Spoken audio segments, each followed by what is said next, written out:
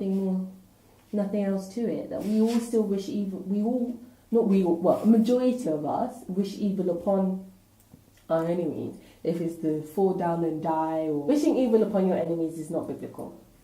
In Proverbs 24:17-18, it says, "Do not gloat when your enemy falls. When they stumble, do not let your heart rejoice, or the Lord will see and disapprove and turn his wrath away from them." I think this is important because in this last sentence, it talks about how the Lord will see what it is that you're doing, that you're gloating, that you're rejoicing because your enemy has fallen. And he, the Lord, will disapprove and turn his wrath, the Lord's wrath, away from them. Meaning that the Lord had put the wrath upon this individual because of you in the first place.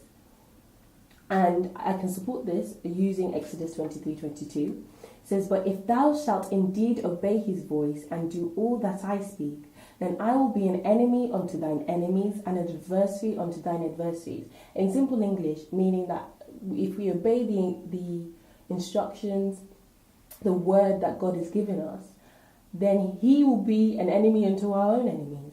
And I believe that's why in the Proverbs 24:17-18, it says that the Lord will turn his wrath away from them because he's the one that put the wrath upon this individual in the first place. But when it does happen, that's not a time for you to go, "Hey, my enemy has fallen over, bless God." That's not time for that. Another thing that's also important that I think a lot of people don't know about is that in Proverbs 25:21-22, it says, "If your enemy is hungry, give him food to eat.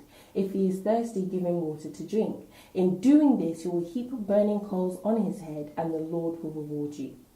So I think one thing that's really important is that a lot of people feel like they shouldn't need to feed their enemy and they don't need to give him anything to drink. They don't need to look after their enemy in any way, shape or form. But yet it explains why you should do it. And it says you will heap burning coals on his head. And I think that's important because in a way it's almost like you're still inflicting evil upon that person, but in a nicer manner. And at the end of the day, there's also a reward in it because it says the Lord will reward you.